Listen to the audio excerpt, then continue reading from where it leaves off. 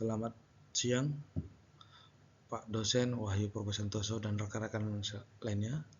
Saya Pistorius Barus akan menerangkan presentasi saya pada mata kuliah Manajemen Keuangan Internasional. Presentasi saya akan membahas tentang teori perdagangan, peran NMC, strategi ekspansi, sistem nilai tukar, dan pentingnya neraca pembayaran.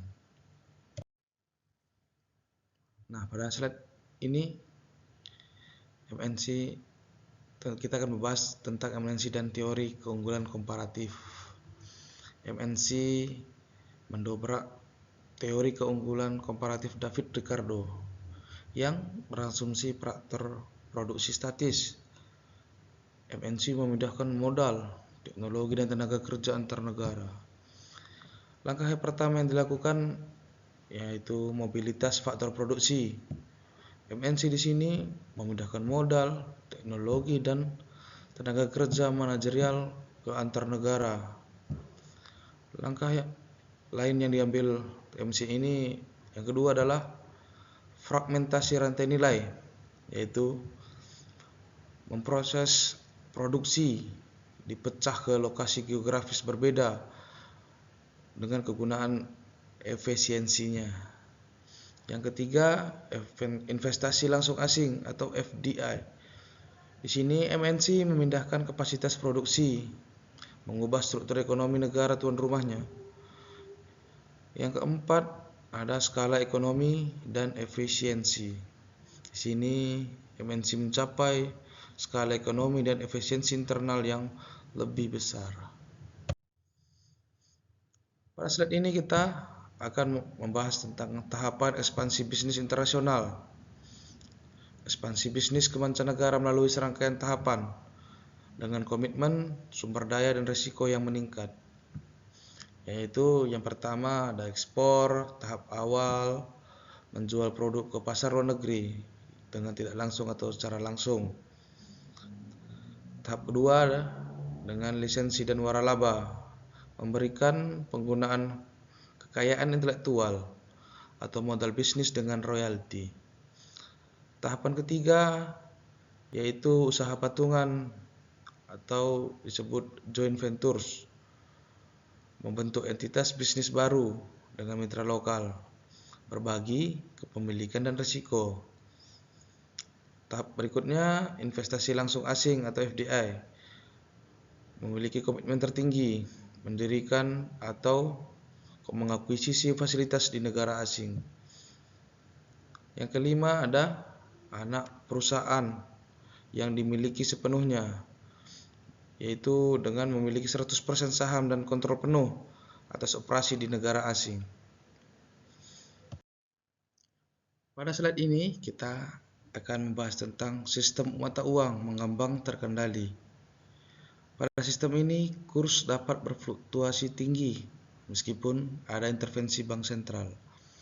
Dengan dasar pasar, nilai tukar ditentukan oleh penawaran dan permintaan di pasar valuta asing, memungkinkan fluktuasi signifikan. Yang kedua, intervensi dari bank sentral. Bank sentral campur tangan untuk meredakan volatilitas ekstrim atau dengan mengarahkan nilai tukarnya. Nah, mengapa kurs masih berfluktuasi tinggi? Ada 4 penyebab. Yang pertama, skala pasar valuta asing. Di sini pasar terbesar dan paling liquid di dunia, kekuatan pasar seringkali melebihi intervensi bank sentral.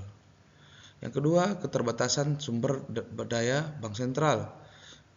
Cadangan devisa terbatas, intervensi terus-menerus dapat mengurasnya. Ketiga, sinyal ekonomi kuat.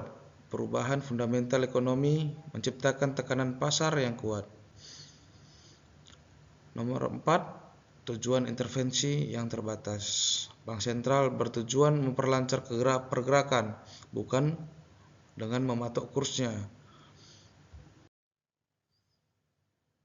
Pada slide ini kita akan membahas tentang neraca pembayaran, yaitu kepentingan manajer keuangan. Neraca pembayaran mencerminkan kesehatan ekonomi makro dan memiliki implikasi langsung terhadap operasi bisnis. Yang pertama, dengan pergerakan nilai tukar. Defisit memicu depresiasi mata uang, memengaruhi biaya impor atau ekspor dan profitabilitas. Yang kedua, akses dan biaya dana. Defisit persisten menyulitkan pembiayaan asing, meningkatkan biaya pinjaman. Yang ketiga, kebijakan pemerintah. Respon pemerintah, moneter atau fiskal, sangat mempengaruhi suku bunga dan pembatasan modal. Dan terakhir, ada resiko negara. Neraca pembayaran tidak seimbang, indikator utama risiko politik, ekonomi, dan transfer. Berikutnya, kepentingan investor. Investor sangat berkepentingan dengan neraca pembayaran, dikarenakan mempengaruhi keputusan investasi dan risiko. Mulai dari risiko mata uang, defisit transaksi berjalan besar dapat menyebabkan depresiasi mata uang, mengurangi nilai investasi. Dua, prospek pertumbuhan. Arus masuk FDI menunjukkan kepercayaan investor asing terhadap prospek pertumbuhan ekonomi. Dan berikutnya adalah stabilitas ekonomi makro. Indikator kunci stabilitas dan masalah neraca pembayaran dapat memicu krisis keuangan. Terakhir, kebijakan moneter dan suku bunga. Di sini bank sentral menggunakan suku bunga untuk mempengaruhi neraca pembayaran, yaitu memengaruhi pengembalian investasi. Nah, di sini kesimpulan dan langkah selanjutnya. Neraca pembayaran adalah alat diagnostik penting bagi manajer keuangan dan investor dalam pengambilan keputusan strategis dan investasi. MNC mendobrak teori keunggulan komparatif. Ekspansi bisnis melalui tahapan yang bertahap. Sistem mengambang terkendali memungkinkan fluktuasi kurs. Neraca pembayaran krusial untuk keputusan bisnis dan investasi. Selanjutnya, kita akan memahami fluktuasi kurs dan neraca pembayaran. Mengapa kurs berfluktuasi tinggi? Pertama, ada skala pasar valuta asing. Pasar terbesar dan paling liquid di dunia, melebihi intervensi bank sentral. Dua, keterbatasan sumber daya. Cadangan devisa bank sentral terbatas, bisa terkuras oleh tekanan pasar. Yang ketiga, adanya sinyal ekonomi yang kuat. Perubahan fundamental ekonomi mendorong pergerakan besar yang sulit dicegah. 4. Tujuan intervensi terbatas. Bank sentral bertujuan memperlancar, bukan mematok kurs secara permanen. Oke, selanjutnya di sini ada moral hazard dan fluktuasi kurs, di mana intervensi bank sentral yang terlalu sering dapat menciptakan moral hazard, yaitu pelaku pasar mungkin mengandalkan intervensi, bukan menyesuaikan perilaku terhadap risiko nilai tukar, mengurangi efisiensi pasar. Sistem mengambang terkendali masih memungkinkan fluktuasi signifikan. Intervensi lebih seperti pengereman atau akselerasi halus, bukan penguncian kecepatan. Nah, mengapa penting? Manajer keuangan perusahaan dan investor sangat berkepentingan dengan neraca pembayaran atau BOP karena mencerminkan kesehatan ekonomi makro dan memiliki implikasi langsung terhadap bisnis dan investasi. Dari manajer keuangan harusnya memitigasi risiko kurs, perencanaan keuangan, akses modal, kebijakan pemerintah, risiko negara, strategi bisnis, dan bisnisnya. Dari sisi investor, yaitu ada risiko mata uang, stabilitas ekonomi, prospek pertumbuhan, kebijakan moneter, risiko gagal bayar, diversifikasi portofolio.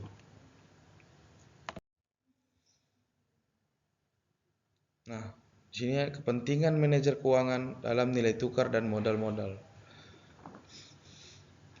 Yang pertama, melalui pergerakan nilai tukar atau kurs defisit jika tekanan depresiasi mata uang lokal perlu memitigasi risiko dan mitigasi risiko.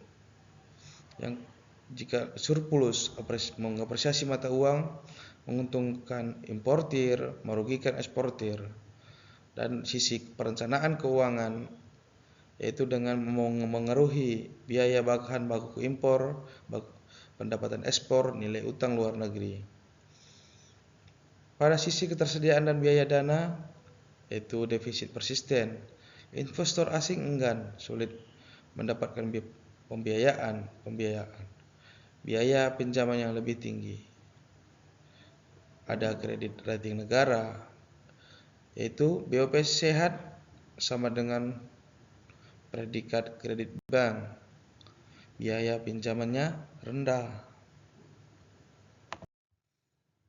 Dari sisi kebijakan dan risiko, ada kebijakan pemerintah.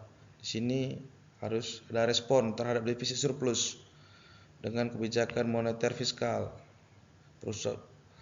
Perubahan suku bunga mempengaruhi biaya pinjaman. Kedua, ada dari sisi risiko negara. BOP tidak seimbang, indikator utama risiko negara. Penting bagi manajer keuangan untuk menilai saat investasi asing langsung, yaitu dengan langsung menilai investasi di negara asing. Yang ketiga, ada strategi bisnis internasional. Informasi BOP sangat membantu keputusan lokasi produksi, sumber bahan baku, dan target pasar ekspor dan impor. Selanjutnya, di sini ada risiko dan stabilitas. Yang pertama ada risiko mata uang. Investor aset asing ini sangat rentan fluktuasi nilai tukar dikarenakan defisit transaksi berjalan besar dan mendepresiasi mata uang dan akhirnya mengurangi nilai investasi. Selanjutnya ada stabilitas ekonomi makro. BOP adalah indikator kunci stabilitas. Ekstrim surplus atau defisit itu berarti mengindikasikan masalah struktural. Investor mencari stabilitas. Dan yang ketiga, prospek pertumbuhan ekonomi. Neraca modal sehat atau arus masuk FDI menunjukkan kepercayaan investor asing, menarik bagi investor portofolio.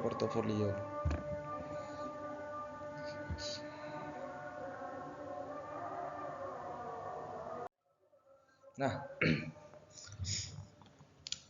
di kepentingan investor tentang kebijakan dan diversifikasi. Pada bagian pertama kita lihat ada kebijakan moneter dan suku bunga. Di sini Bank Sentral menggunakan suku bunga mempengaruhi BOP. Investor jadi memantau kebijakan ini karena mempengaruhi pengembalian investasi. Yang kedua, kepentingan investor adalah adanya risiko gagal bayar.